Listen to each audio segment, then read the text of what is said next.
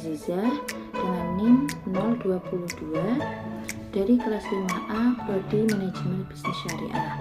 Di video ini saya akan menjelaskan bab 6 tentang menganalisa pasar bisnis.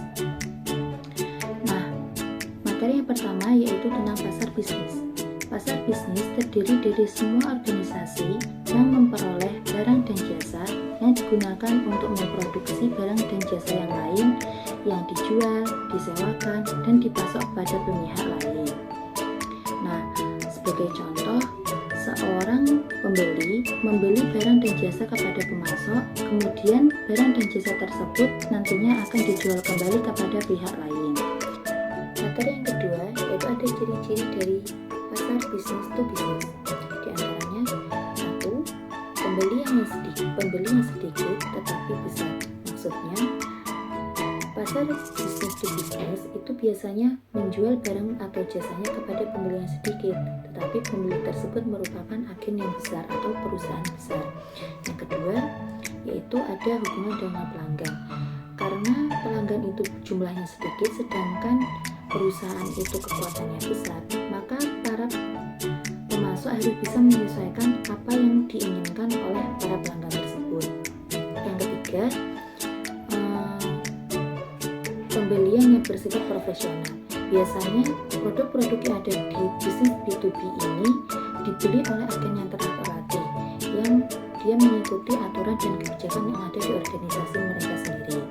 Kemudian yang keempat, ada pengaruh banyak orang dalam keputusan pembelian.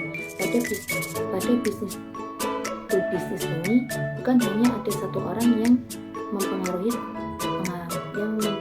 pembelian.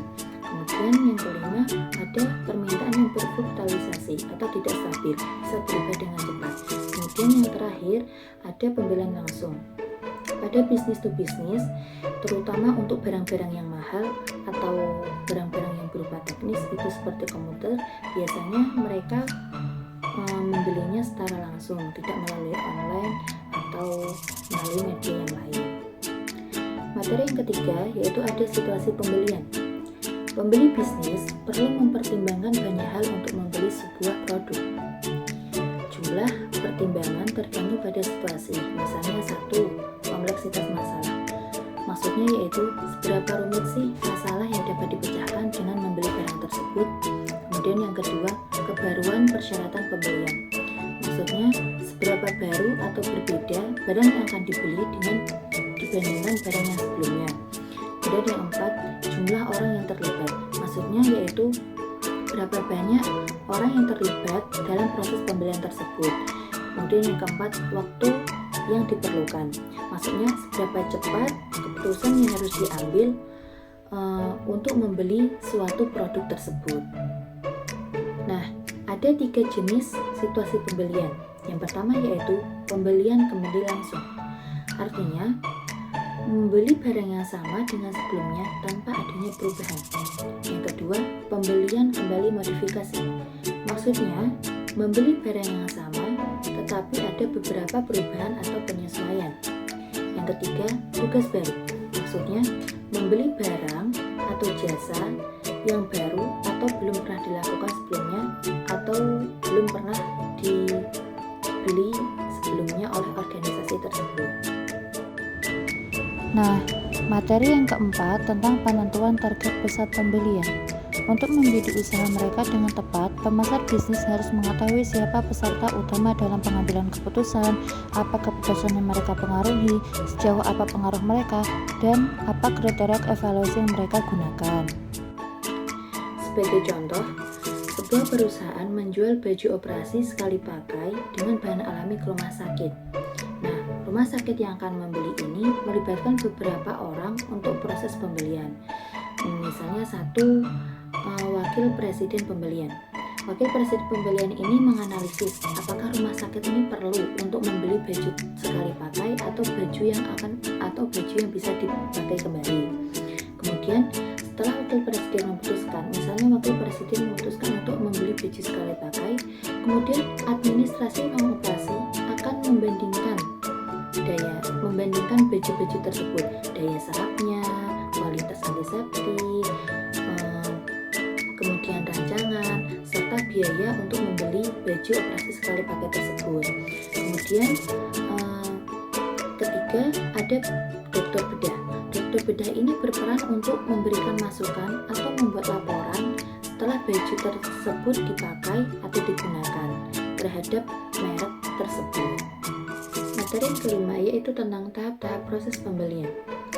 Sebagai contoh, sebuah perusahaan ingin membeli sistem akuntansi yang baru untuk perusahaan mereka.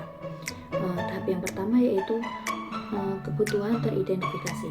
Nah, perusahaan ini menyadari bahwa sistem yang lama di akuntansi mereka itu sudah tidak efisien atau sulit untuk digunakan lagi. Kemudian tahap yang kedua, spesifikasi kebutuhan. Nah, perusahaan ini mendefinisikan sistem apa sih yang akan dibeli. Misalnya, sistem yang mudah digunakan, terus fitur pelaporan yang lengkap, terus sistem tersebut juga bisa berkontribusi dengan sistem-sistem yang lain, terus keamanan sistem tersebut juga terjamin, dan lain sebagainya. Kemudian yang ketiga, perusahaan ini mencari pemasok.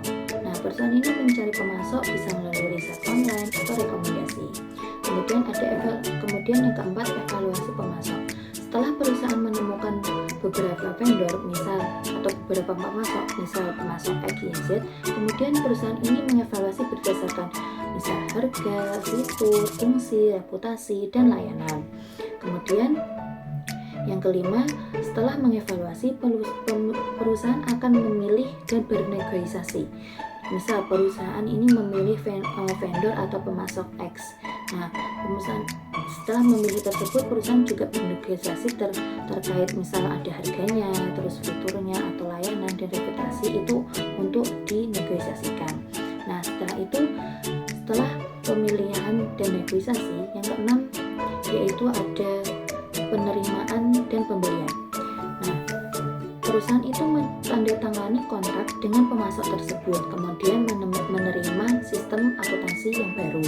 Kemudian yang ketujuh ada evaluasi pasca pembelian. Nah, perusahaan ini mengevaluasi sistem tersebut, misal kualitas, efisiensi sistemnya, kemudian kepuasan penggunaannya atau kendala sistemnya atau bagaimana, atau dan lain sebagainya.